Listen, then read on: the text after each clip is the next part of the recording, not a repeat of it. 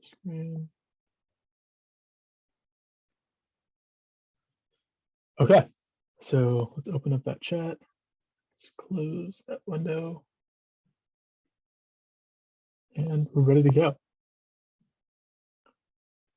So message integrity. So let's talk about some motivation about why this is a useful construction. So up until now, we've considered passive actors. Our prototypical adversary Eve merely eavesdrops on messages. They don't attempt to modify messages.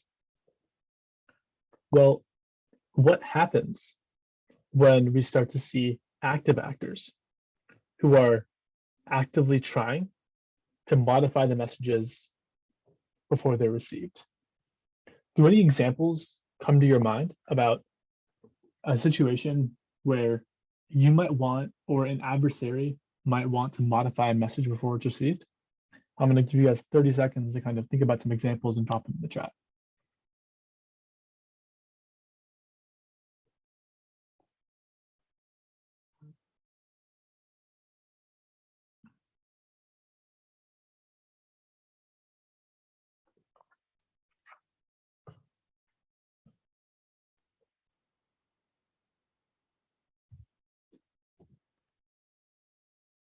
Packet manipulation, yeah, that's a perfect example, and what we're talk about in a second. So yeah, let's talk about packet manipulation. So imagine you're delivering stock information to the public, information index.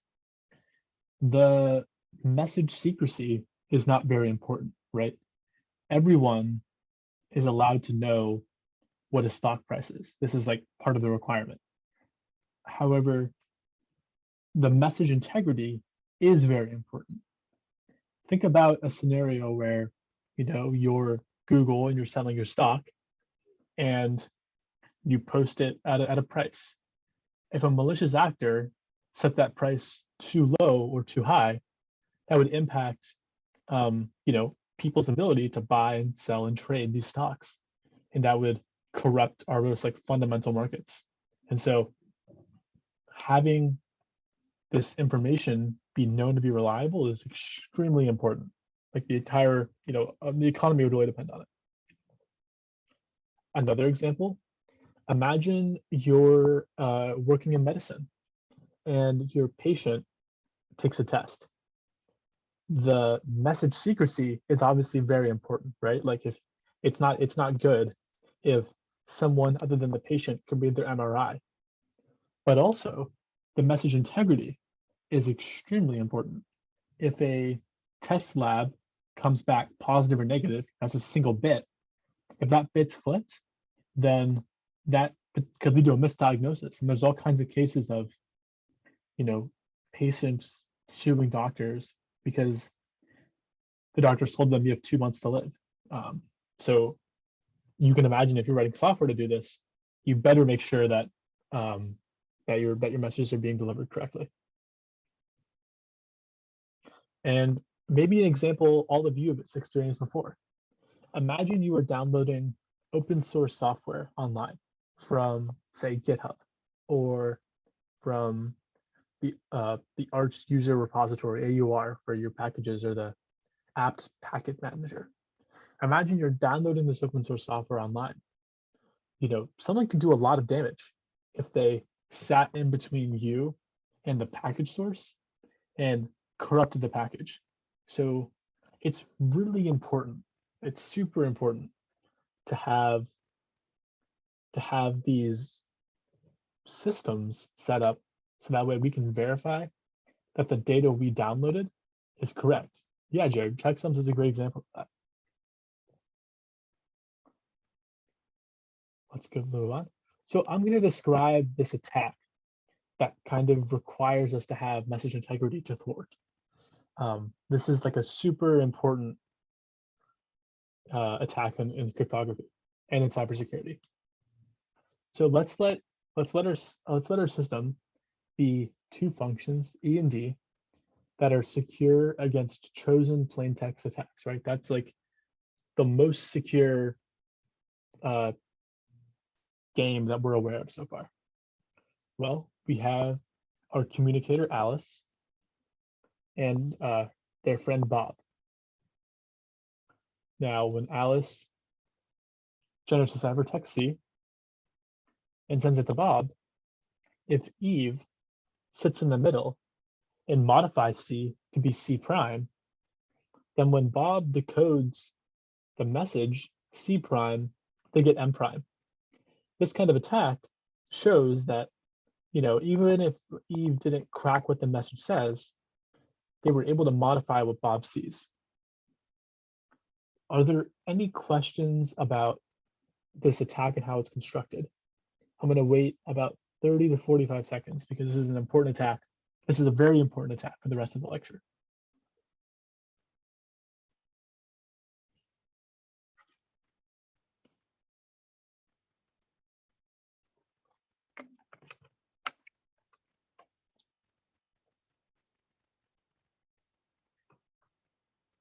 Can I repeat it one more time? Sure. So the way this attack works is Alice knows the message she wants to send. Let's say you're passing a note in class that says, "Hi, how are you doing?" Alice then encrypts that message with the secret key K. Bob also has access to the secret key K as part of our assumptions for this attack. When Alice encrypts that message, she gets a ciphertext C. And normally what would happen is she would send that ciphertext C to Bob. So normally, the way this kind of arrow looks is that Alice sends it directly to Bob, and it's just the ciphertext C. However, the attack that we're describing is one where Eve takes that ciphertext C and converts it to C prime. This could be by any option, James. That option could be from, just Zoring it to corrupt it. An example where that would be useful, let's say your enemy in the military is sending secret messages. Well, they can't communicate because all the data is corrupted. That would be a good example of a use there. So there's many methods to change the cipher, nothing in particular. Eve is not necessarily decrypting the message, but she is changing it. And the next step is that Bob then takes that message C prime, which is corrupted, and converts it to K. Sorry, Bob decrypts the message C prime with the key K to the message M prime. So that's what's going on there. I'm not seeing any other questions. James, did you have any questions? Any further questions about what I meant about the method I'm changing the cipher?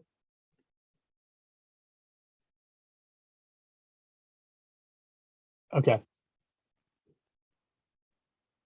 All right. Well, so yeah, so you can't change the message without the key is.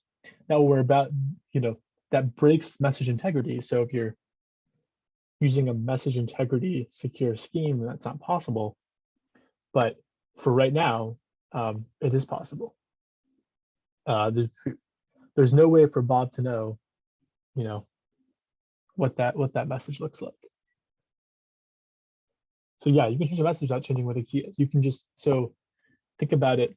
Let's say, let's kind of spend some time here. I'm sensing that this is an important clarification. So let's say we have our original message, hello world. And we have our ciphertext. Let's say it's 0, 0, 1, 1, 0, 0, 1. Well, what you could do is you could generate a C prime. So Eve could see ciphertext C, and she could generate a C prime.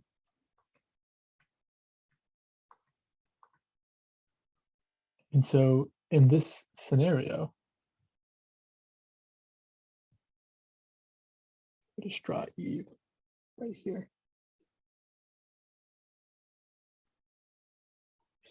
There we go.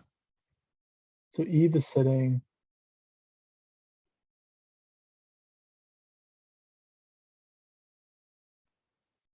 So that's where Eve is sitting. So what Eve is doing is she's seeing this ciphertext C, and she's modifying it to become C prime by just flipping the first bit. Does that help? Does that kind of give an example of how you might change the message without changing the actual key usage? Great. So with that, oh, Abrar, I see you've raised your hand. Yeah, so since the ciphertext was changed, right, wouldn't the I guess like M prime, given the key, like wouldn't that also alter the message? Like, is that what it's saying? Like the original message would be altered? Yeah, that's exactly right. So I guess another note, right? M does not equal M prime. Does that make sense? So essentially the attacker, like they wouldn't know the key, right? So in like what scenario would this be useful? Like you're just like altering a text. Like what do you gain from altering that text? Well, so let's think about this from like a battlefield scenario, right? Let's say you're a general and you want to tell your troops, hey, advance forward to the next building. Let's say that's your, or the next, whatever, the next checkpoint. If I, as your enemy, can corrupt that message so it says something different, or it says something, or it's not decryptable at all, then that general cannot communicate to their soldiers what to do next. For like a less militaristic example, another example might be, let's say um, let's say I know that you're Facebook and you're downloading a security library. If I can give you a corrupted security library by just flipping random bits and you can't tell that it's corrupted, well, then all of a sudden, Facebook security is not going to work. And that's introducing a security vulnerability. Does that help make sense, Abrar? Yeah, that helps a lot. That makes Okay, sense. great. Yeah. Thank you. So Jared, that's a great example of the chat right there. It is like having an envelope and swapping it with yours.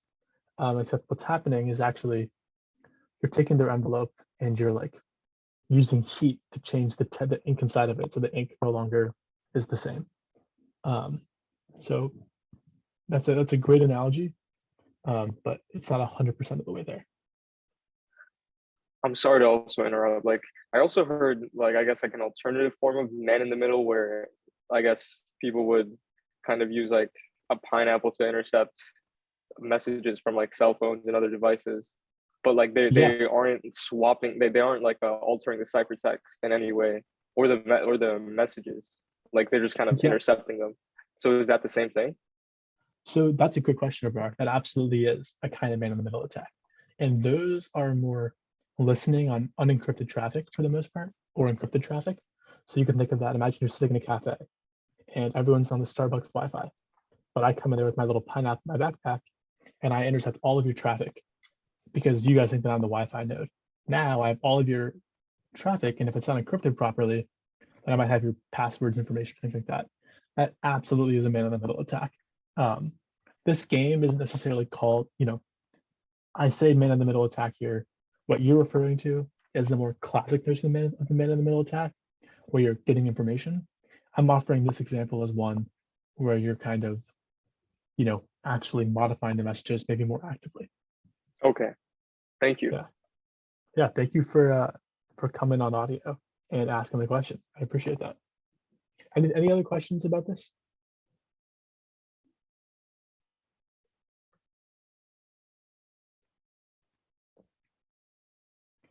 Is it possible for Bob to know C was tampered before encrypting?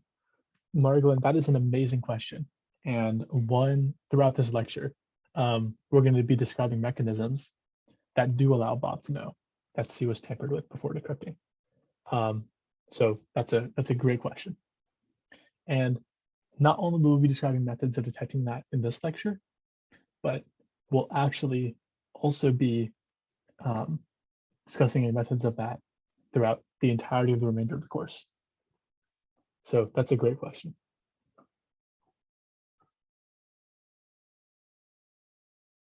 All right, so with that, I'm going to go ahead and clear out my screen drawings, and we'll advance to the next slide. So let's talk about the message integrity requirement.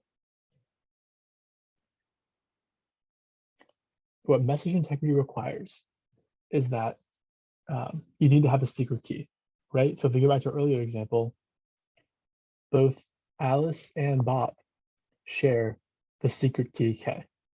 Alice knows K and Bob knows K.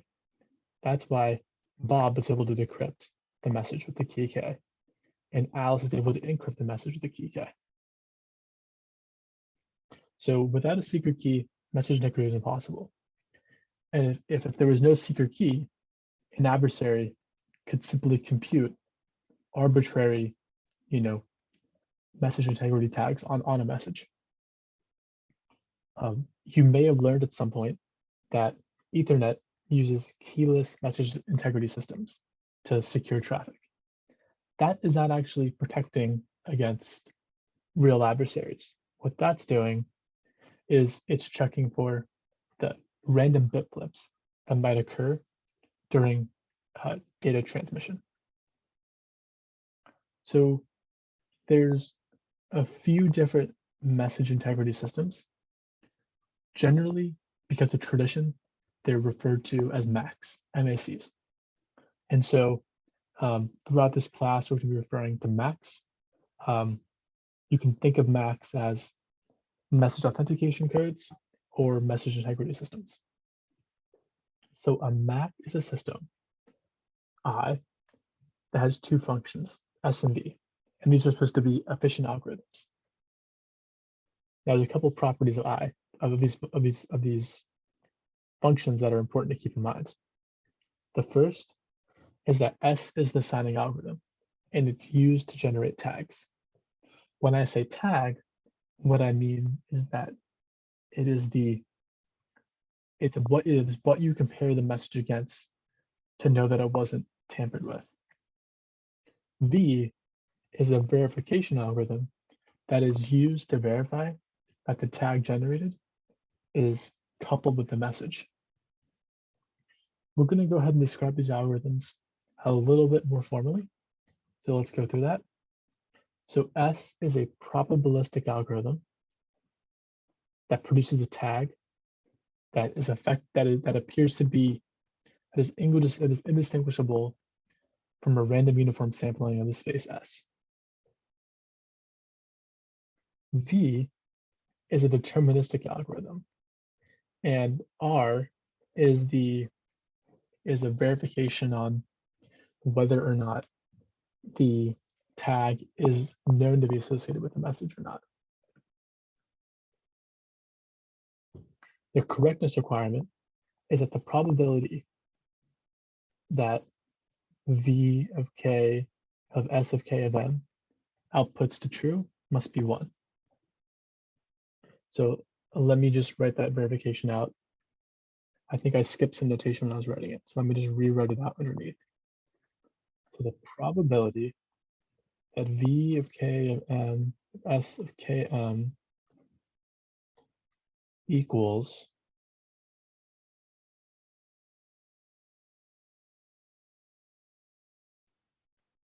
and then, whoops, and then what it equals is, sorry, I'm just checking my notes.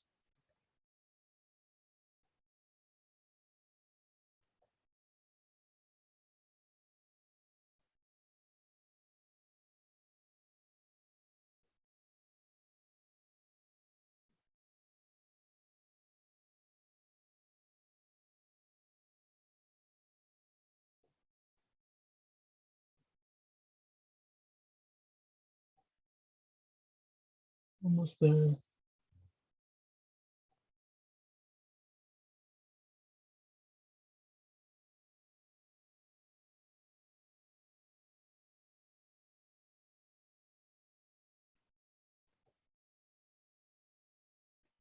So that equals,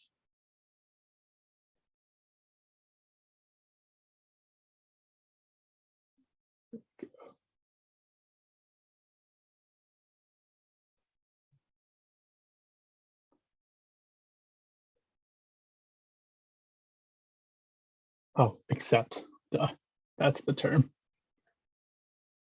So equals except is 1. So just to kind of go through that again, sorry for that delay. So what this is saying is that the probability that the verification algorithm, given a message and a key and a correctly encoded tag, accepts it is 1. So to kind of state that again, if you have a tag which is produced by the K and the message, and you have it, and then you try to verify that tag with the same K and the same message in the tag, this bottom statement has to remain, that has to be true 100% of the time. So the correctness requirement is that the verification algorithm always behaves correctly there. Are there any questions about these mathematical properties?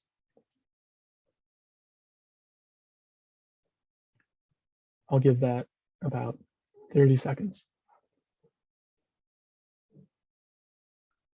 Just like a clarification. So in the blue, you wrote for the S function, you took the parameter capital M.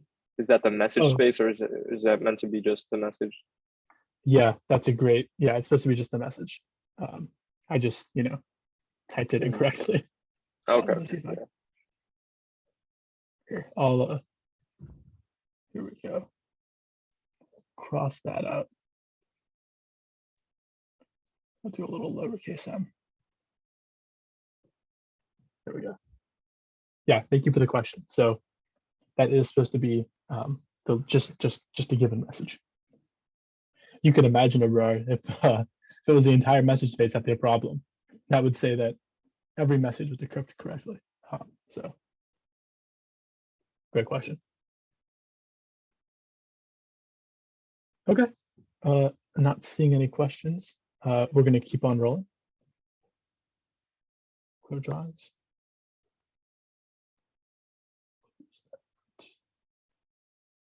So let's talk about, let's visualize this math process. So Alice and Bob are same actors as before. Alice has her message M, and she generates a tag T. Alice then sends a ciphertext in T to Bob.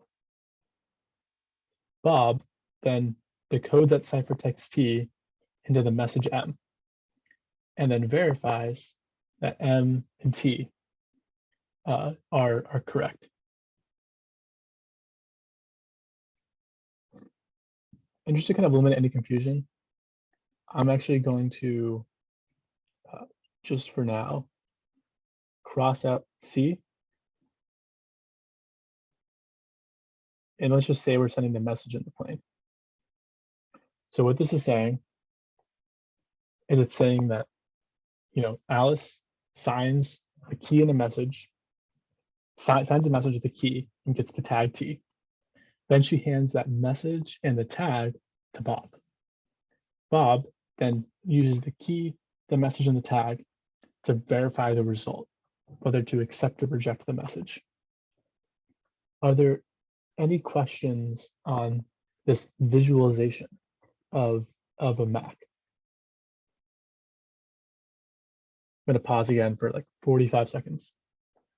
Is it possible to corrupt the tag to the message? That is absolutely true, James.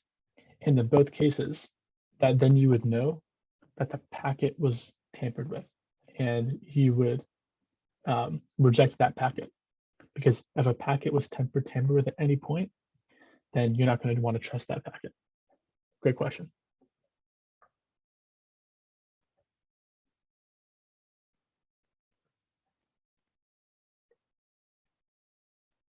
Any other questions?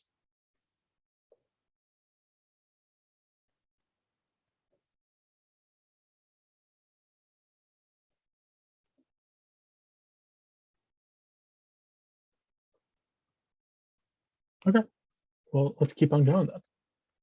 So let me annotate clear drawings. That's great. So let's talk about a deterministic MAC. So a deterministic MAC example is where the verification of K, M, and T equals just whether or not the signing of the key in the message equals T. Now, these systems have to have unique tags, and randomized signing algorithms, they get to have certain security and efficiency trade-offs. So I want to just explain this a little bit more. So if we're looking at this, if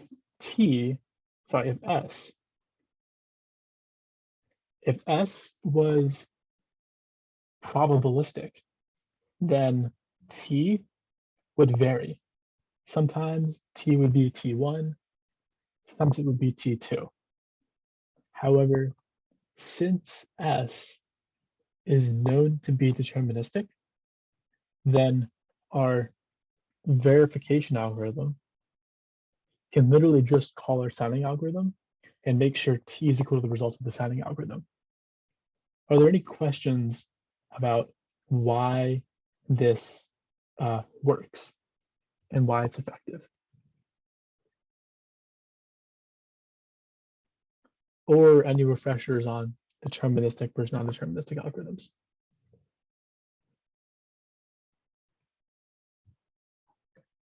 I'll give us about 30 to 45 seconds.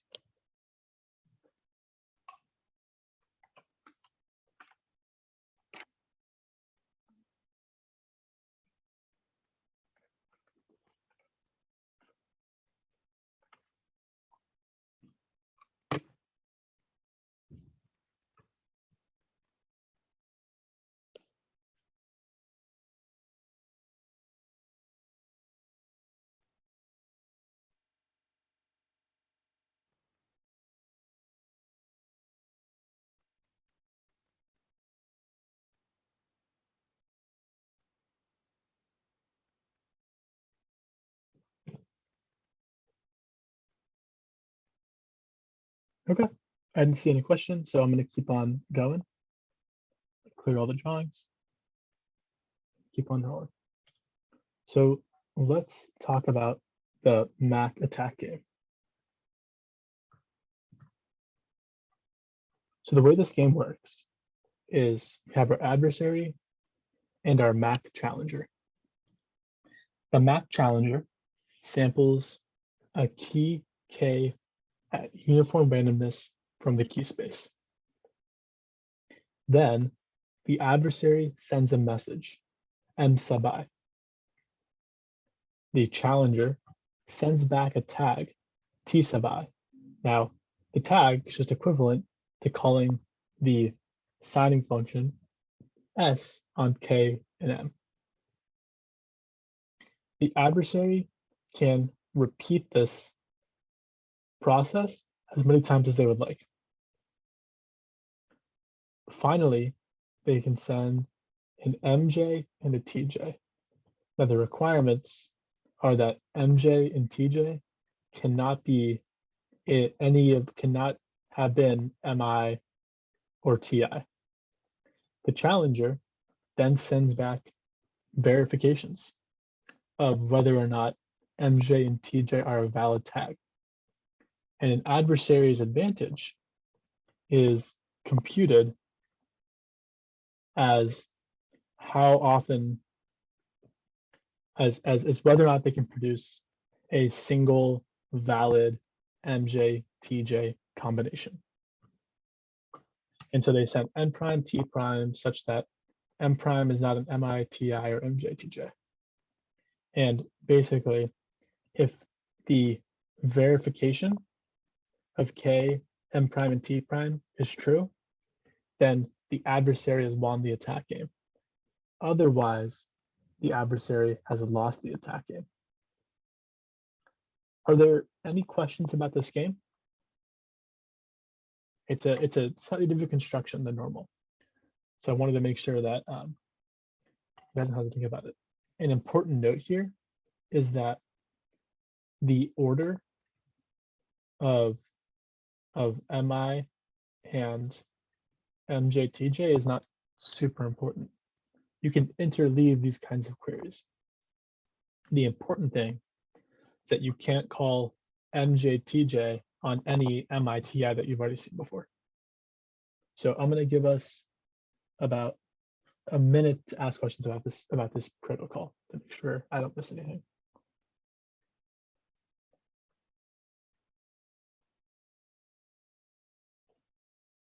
Could I go over this game one more time?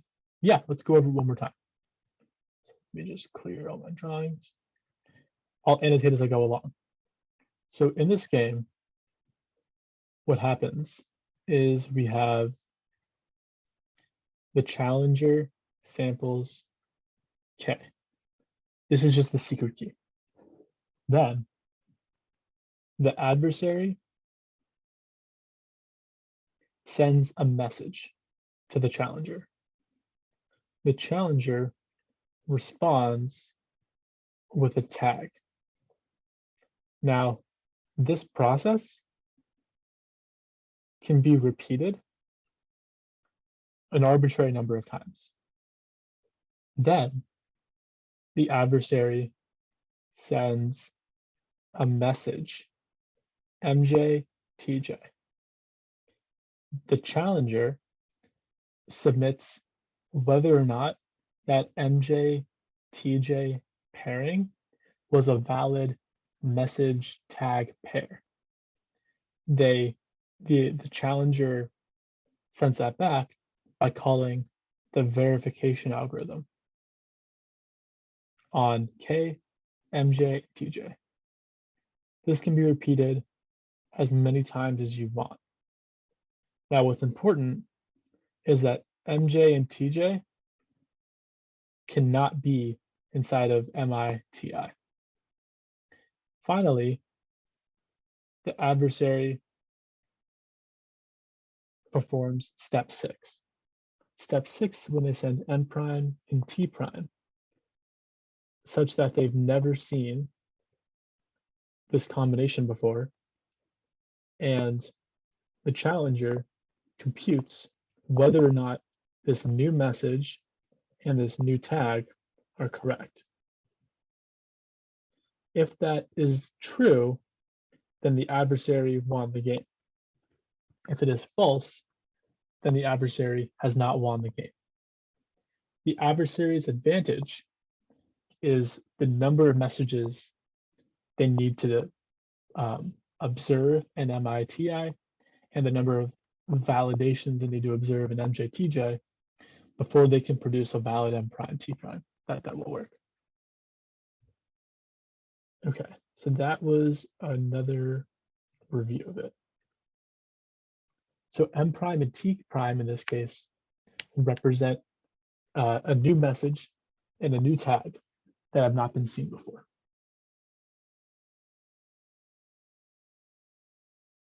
Are there any other questions about this slide?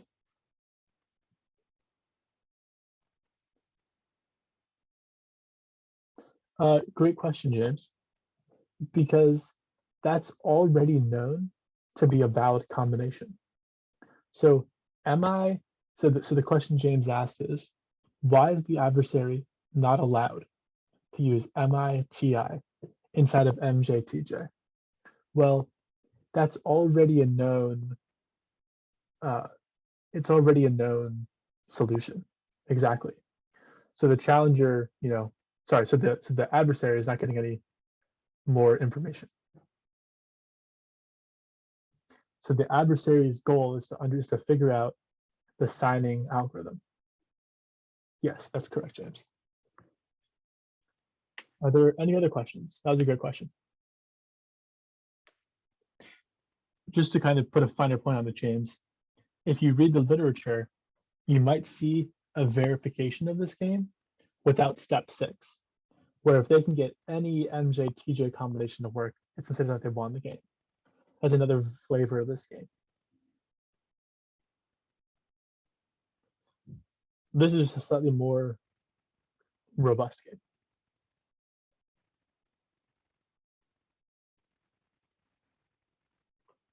Okay, I'm gonna wait another 15 seconds for questions. Feel free to go aloud, to speak aloud if that's what you prefer.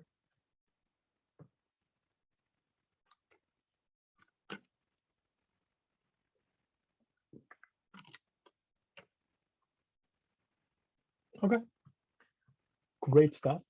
So here is, annotate, clear. And so here is our in-class activity set.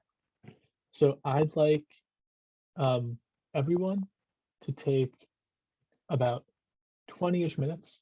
I'm going to be, the first 5 minutes, I will not be, responding to questions, just kind of think and draw something out. And then the next 15 minutes, I will be, you know, talking through the idea. So take maybe a 5-minute break and then start working on this.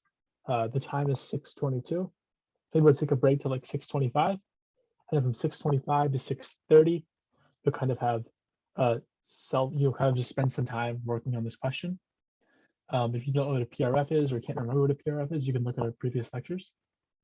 And then at 6:30, we'll all gather back together and I'll start answering questions as we piece together a MAC based on the PRF. I think this is a great exercise that should show you what a problem in the homework might look like. So yeah, go forth. Let's take a quick break and then we'll return together at 6:30 and work on these ideas together.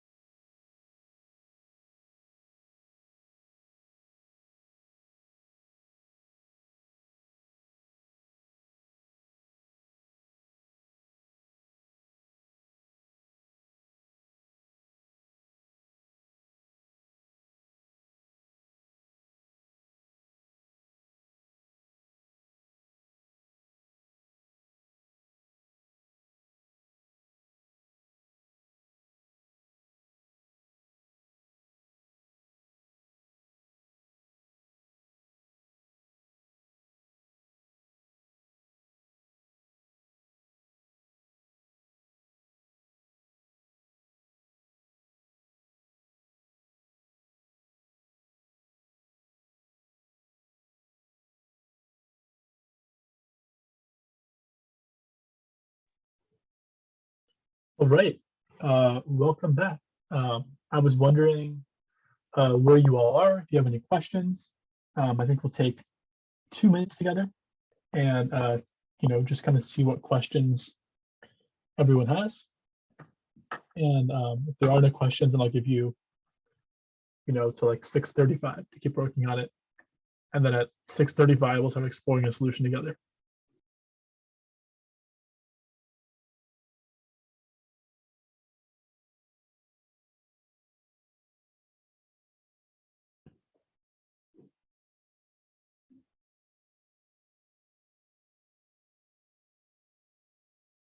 Feel free to ask me questions about the approaches you're taking or, what the sticking points are. Oh, slides on the PRF, yeah. I believe they were the previous lecture, probably on, I believe, either semantic security or block ciphers. There it is. Look at that. Love the collaboration.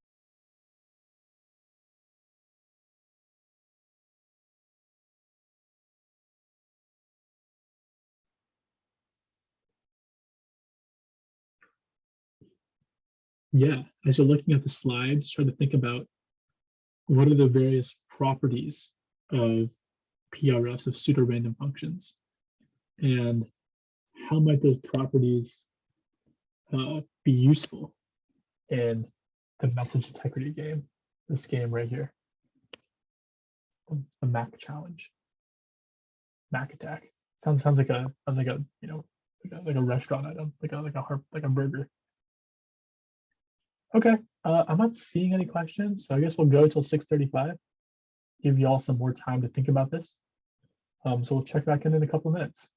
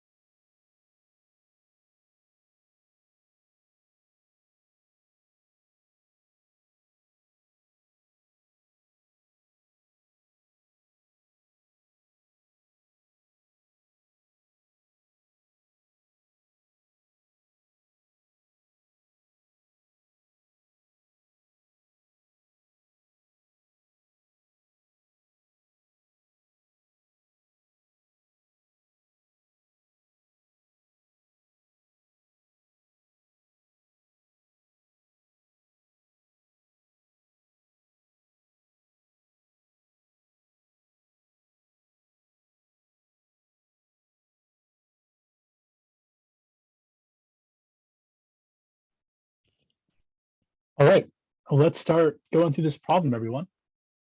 So what can you tell me about PRFs and how we can use them to design a Mac? Um, Feel free to speak aloud or message in the chat.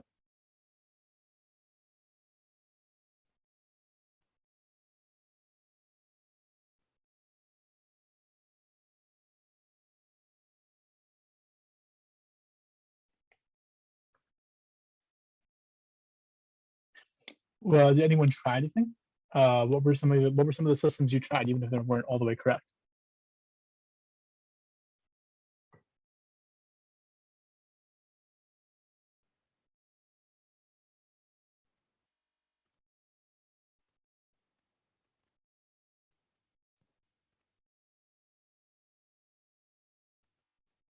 Any examples of maybe something you think that you thought might work but actually didn't work? I hope it wasn't a trick question, which wasn't supposed to be too difficult.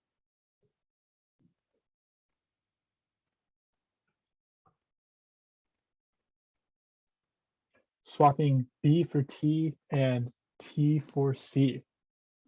So can you explain a little bit more about that, Jared? If I'm kind of drawing that out while you maybe message or speak aloud,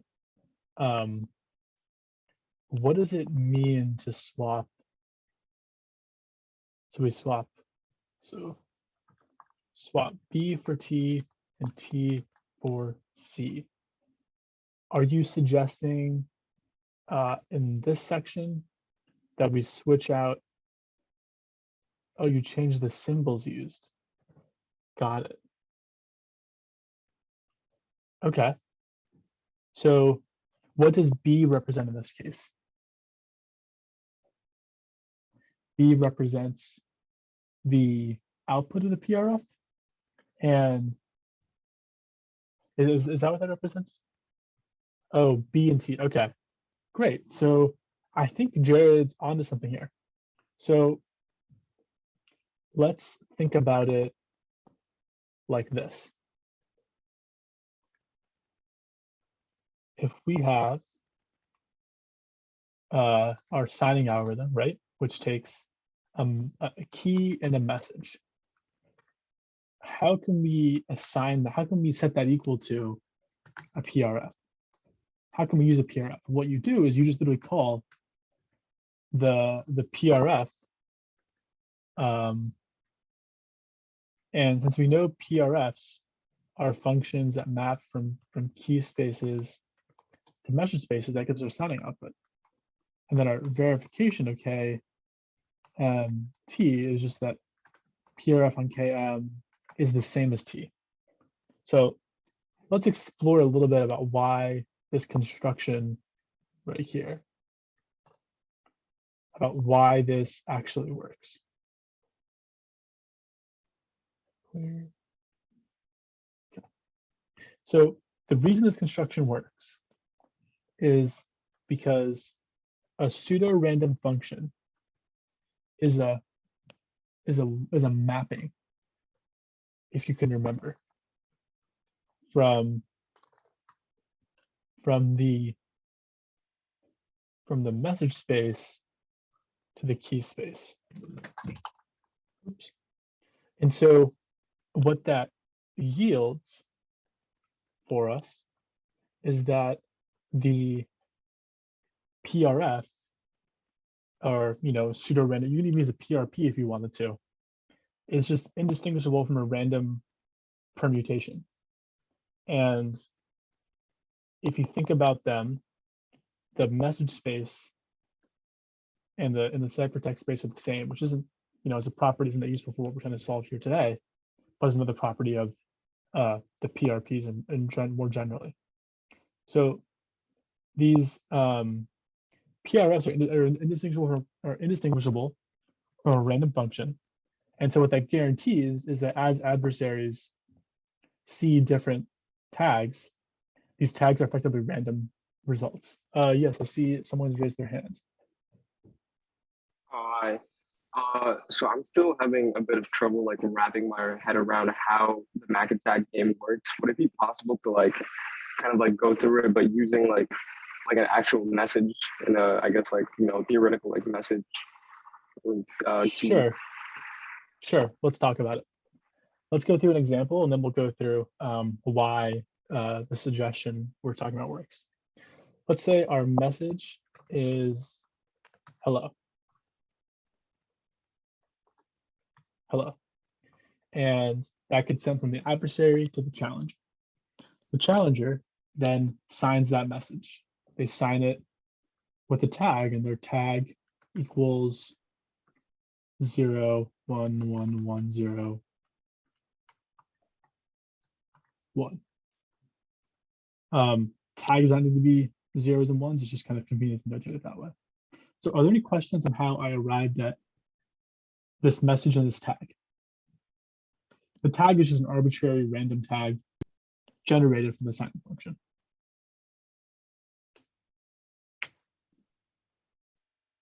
Okay. So the adversary sends these messages and gets back to these tags. Then what happens is the adversary sends a message by and a tag that's maybe 0. We'll just make the tag a string 0, 1, 0, 0, 1, 0. And the only requirement is that by in this little tag are not a pair that they sampled in the previous iterations. Then the challenger outputs true if it's a valid pairing, or false if this is an invalid pairing. Then finally, the adversary sends their final message. Final message might be hello world, and their tag might be 1, 0, 1, 0, 0, 1, something along those lines. And then over here, we call all this stuff and we output if final message is valid. Any questions about the game as I have it structured here, Abrar, where we kind of have these? Yeah, it's maybe way more clear to me. Okay, so the concrete messages seem to help quite a bit. That's great feedback. Okay, so given these, so given, thank you for asking. So given these concrete messages, let's talk about this approach in terms of concrete messages. So I'm going to go up here in the blue. Whoops, I need the blue. And what we're going to say is that if S is just a random mapping, if let's say, right, PRF of K and a message hello yields 00001. And the verification is just testing that when you call PRF on the K and the M, you get T. So it's just verifying that this relationship holds true. So if this PRF on K and hello equals 0001 and the tag equals 01000, well then we kind of know that the tag does not pair to the message. Does that make sense? Does it see how this verification algorithm works?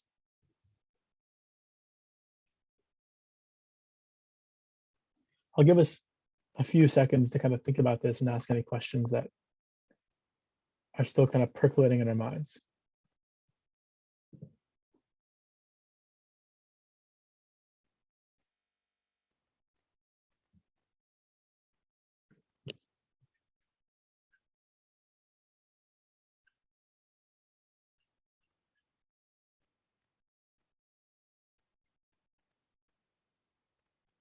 Okay.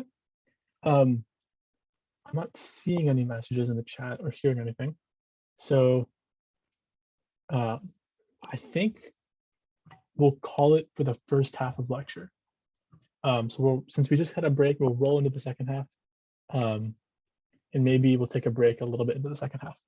But let me just take a minute, just swap out my slide deck.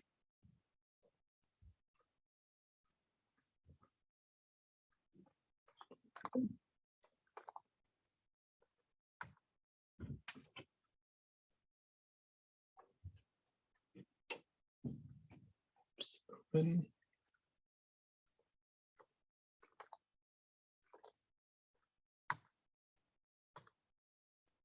Okay.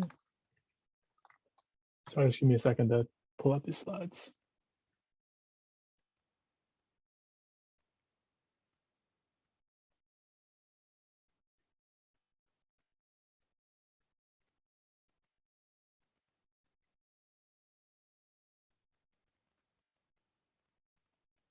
And I want to, so I just need to rebuild them from their source code.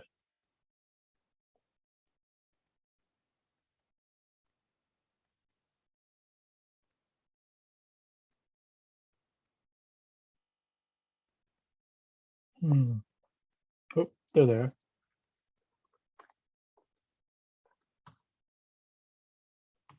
Excellent. And I will share my screen.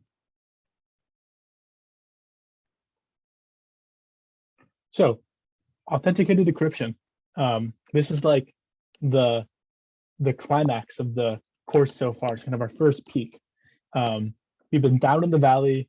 We've been exploring PRGs and PRFs and block ciphers and semantic security and all of the security games. And up until now, we've learned how to send messages that are secure, and we've had to send messages that have integrity. But as you recall from our very first lecture, we need both secrecy and integrity to say a system kind of meets our cryptographic security standards. So during this lecture, we're going to actually be empowering all of you to mathematically construct these systems. So with that, I'll talk about the motivation for authenticated encryption. So right, just as I said, we have either message secrecy or integrity separately. A system is said to provide authenticated encryption if it provides with message secrecy and it provides integrity. So that's kind of the key phrase right there. I'm going to highlight that. Authenticated encryption. It provides with secrecy and integrity. In this lecture, you're going to be empowered to analyze and construct these systems. So it's pretty cool. Next slide. So let's go through some of the basics of an authenticated encryption system. And we're going to pick one example that is a kind of simple one to just wrap our minds around it. And then we're going to build more secure versions of these going forward. So we're going to use something called generic composition. What generic composition is trying to get at, oops, what my decline? What generic composition, the idea behind generic composition is that we can take these primitives and kind of plug and play with them. Almost like, imagine if you had like a frozen dinner and you could plug and play with different frozen dinners. That would be called generic composition. And so you inherit some of these security benefits of the underlying schemes. Another method, oh, sorry, well, this is the, so let's talk about, this is just a system. So let E and D be a cipher. Color. Let E and D be a secure cipher C with a key KS. Whoops, keep going too far. So let E and D be a cipher and let the key K sub C be the cipher key. And then let's let S comma V be a MAC and K of M be the MAC key.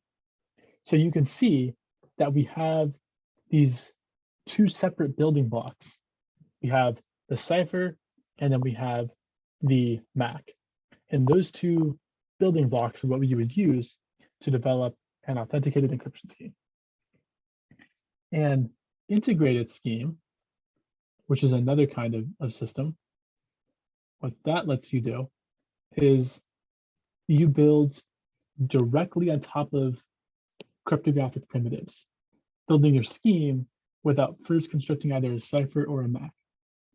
It's, there's some efficiency to be gained there, but really it's better to kind of, at least in my opinion, it's a little better to just stick with, you know, proven tools we can isolate their components separately to understand their security benefits.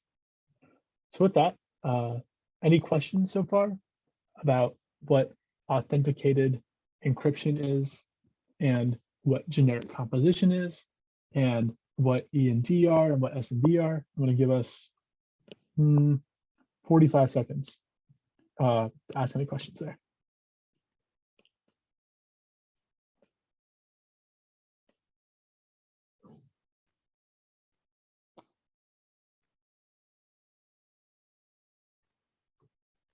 What does S? So S is the function that allows you to sign.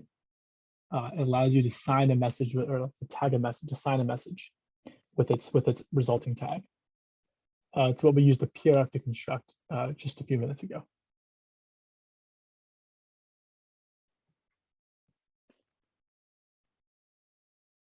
Yep.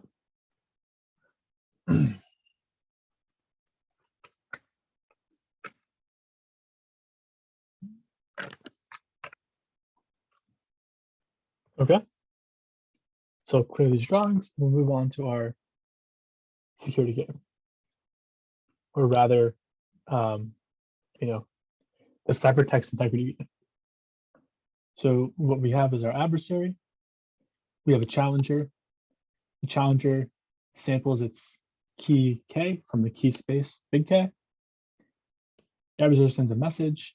The challenger sends back a ciphertext, and they can repeat this can be repeated as many times as you want to repeat it. This should feel very similar to the Mac attack game so far. Then an adversary sends a ciphertext C. Now, just a reminder, the ciphertext C cannot be one that's in CI or MI. And then the challenger outputs, if D of KC is a valid message, then they succeed. If D of KC is an invalid message, then they fail. So just like we did a moment ago, I'm going to go ahead and just kind of take a lesson from earlier. I'm actually going to put some hard messages to this. So let's say our key is password, but we're fancy, so our password has an E in it, as opposed to maybe the O to feel secure. Our message is going to be homework answers, and our ciphertext is going to be scrambled eggs. Now, the adversary can keep sending messages for different homework assignments, and we'll keep getting back ciphertexts. However, when time comes for C, this C down here, this C cannot be homework answers. Let's say instead, it's, Happy Wednesday. Then you call down here, we call decrypt on our key, which is password, and our ciphertext C, which is Happy Wednesday. And if this succeeds, smiley face, then the adversary has successfully learned how to generate fake ciphertext. Any questions on what ciphertext integrity is, about this example, about why it's important? We'll get to why it's important in a moment, but I guess any questions on what it is? If you just flip random bits, right, your ciphertext might not be valid. I just have a question on how how to interpret the arrows in the games. Yeah, ask away on the arrows. Yeah. So I see, I kind of see what's going on with the trade arrows, but for the ones that fork, what is that supposed to mean? Yeah, so I'm guessing by the ones that fork, you're referring to maybe these ones. Yeah, that one. Mm-hmm. So this just means loop. So you can think of it like, so another way to draw that arrow would be if I kind of was like, oh, it's like a little,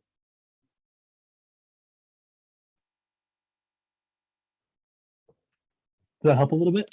You're just repeating that as many times as you want. So it's not conditional to any, like a message or cipher. So just like, Yeah, yeah. So your first, your first thing might be homework answers and scrambled eggs. Your second message might be, you know, weather question mark, and your ciphertext might be,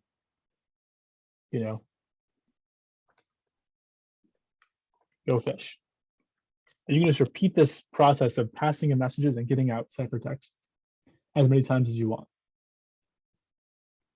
also, it doesn't like loop infinitely. It just will loop once or however many times you input. Yeah, Like, it'll loop like exactly. It loops like n times, like just whatever number of queries you feel is most appropriate. Great question. Yeah. So does that error notation make a little bit more sense? yes. Awesome. Okay. Any other questions about this particular game, or about the broader games you've been playing so far?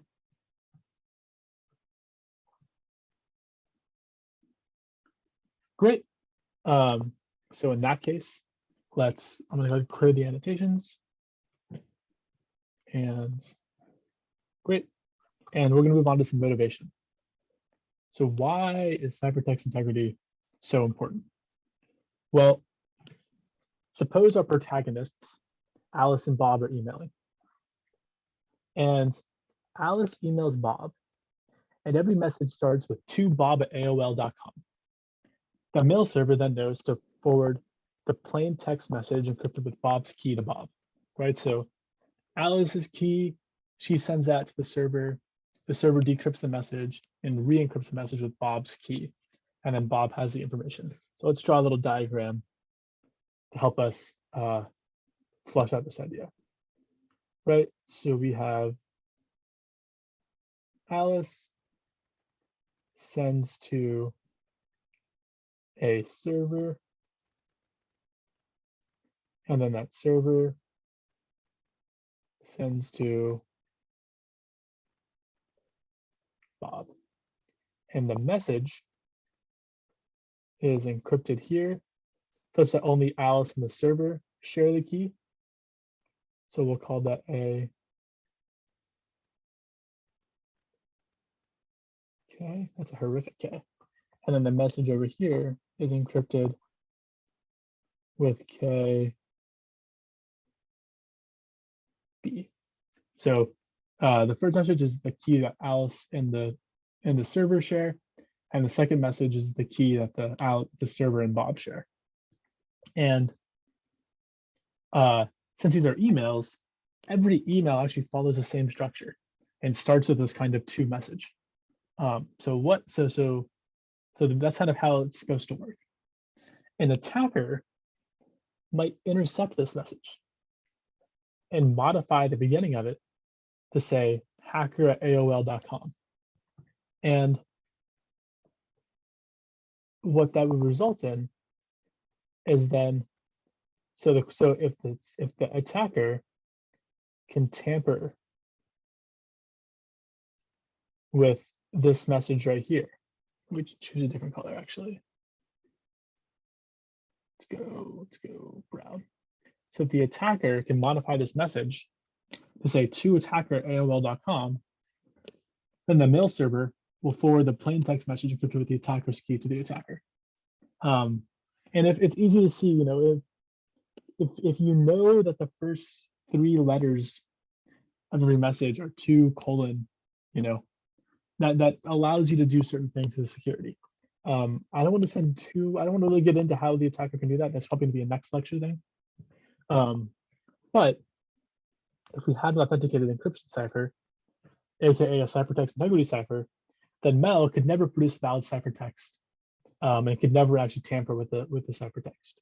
So let's pause here, and let's kind of think about some questions. So when I say cannot produce valid ciphertext, what I'm really saying is the ciphertext is now both the encrypted message and the tag. And So we know that if if if Mel, our attacker, tampers with the encrypted message, then the tag is no longer valid. So then the server knows that the message is not to be trusted, and so Mel can no longer effectively use it. If you had a non-secure, if you had a just a regular security encryption scheme, you're not checking for message integrity, so you don't know that the message has been tampered with. And if you have a just purely message integrity scheme, well, then the plain text is exposed. So are there any questions about this protocol? Feel free to ask away. I'll give us maybe a minute to ask further questions. This is a pretty complicated motivation, so I want to make sure I feel comfortable with it.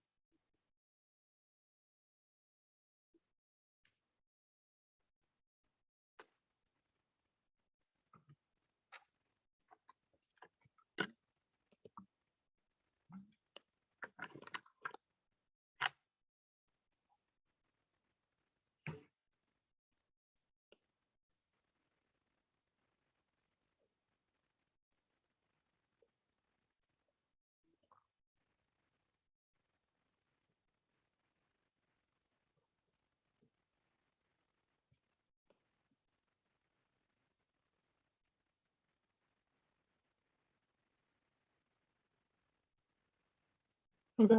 I'm not seeing any questions, so I'll go ahead and clear out our board. All drawings. And let's march forward. So we're going to talk about the chosen ciphertext attack game. This is going to feel hopefully very familiar by now. So we have an adversary, we have a challenger.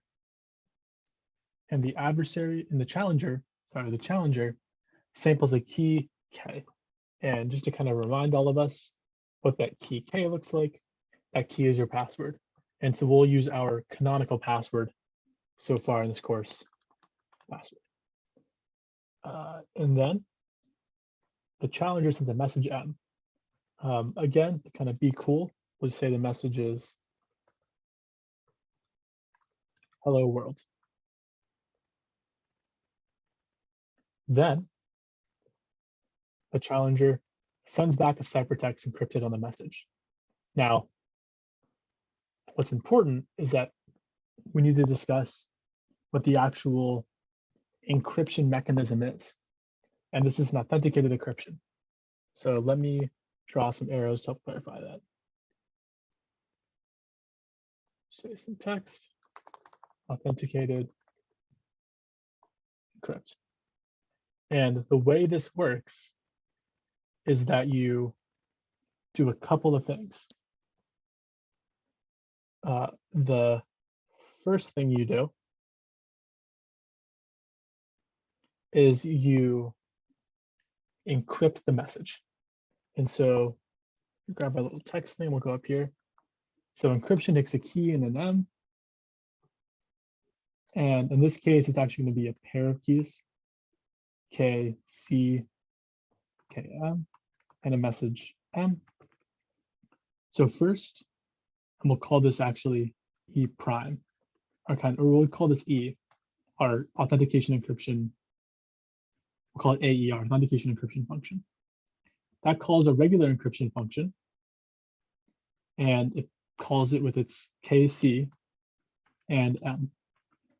Plus, concat, we'll use pipes to indicate, we'll use plus to indicate string concatenation.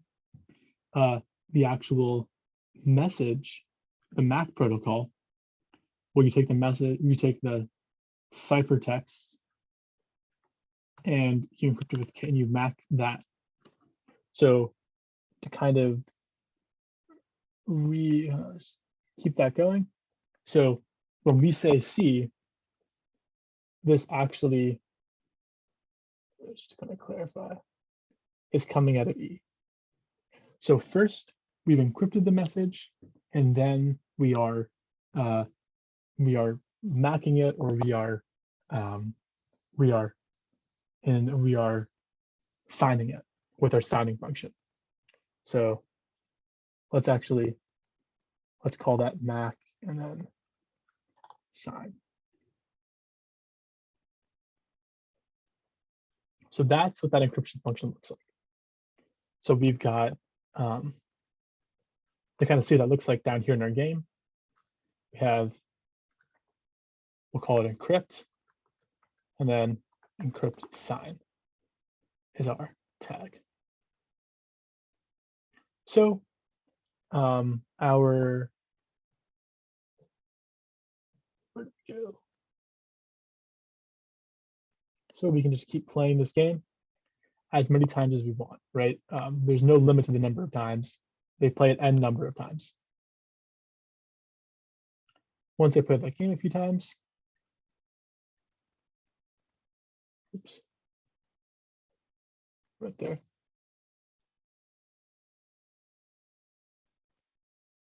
It's kind of weird. Once they play that game a few times, the adversary may also send a message CJ, a ciphertext CJ, and they receive back the decryption of CJ.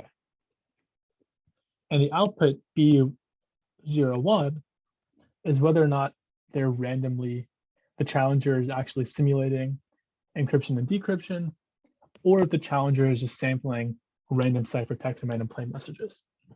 So let's go over what CJ is. So CJ is, our, encrypted message and signing key.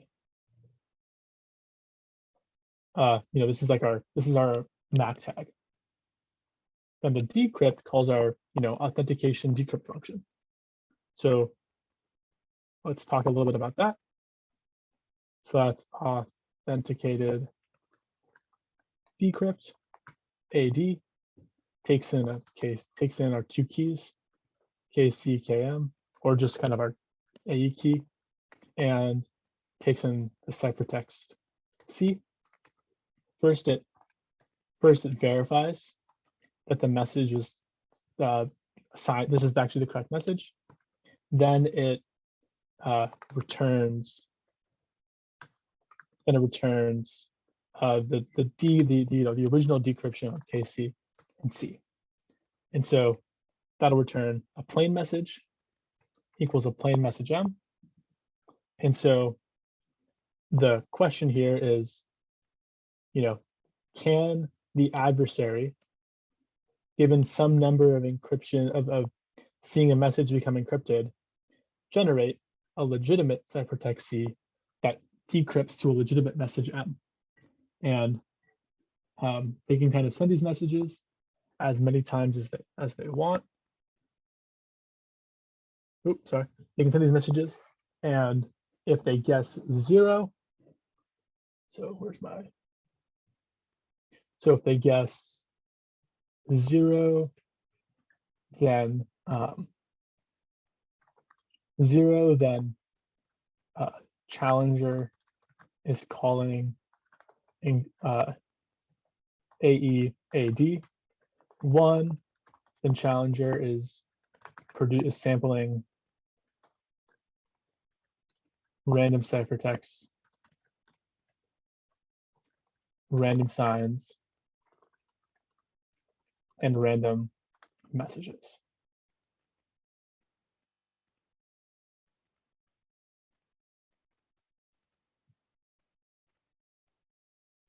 Put that, I guess there's an okay spot.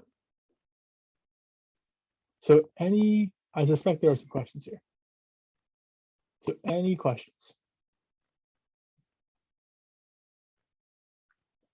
There's a lot on this slide, and it kind of ties together everything we've talked about this evening so far. So I'd love to spend a minute and just, sit in it and see what questions you're feeling, or what part about this feels unclear to you.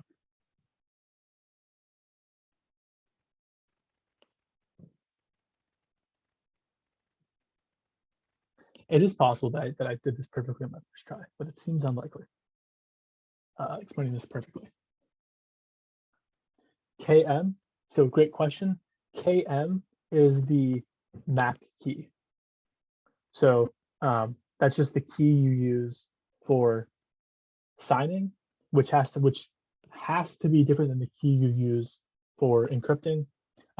For security purposes, there's an attack described in the textbook that talks about why if you use them at the same time, it becomes a problem. Great question, James.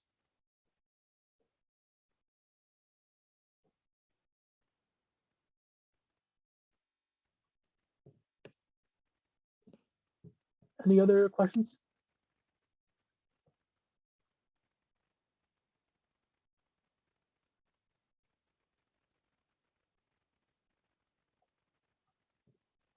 Okie dokie. Oh, yes, very similar, James. We're using MAC and signing to prevent someone from, yeah, that's great. It's very similar. It's a great observation, James.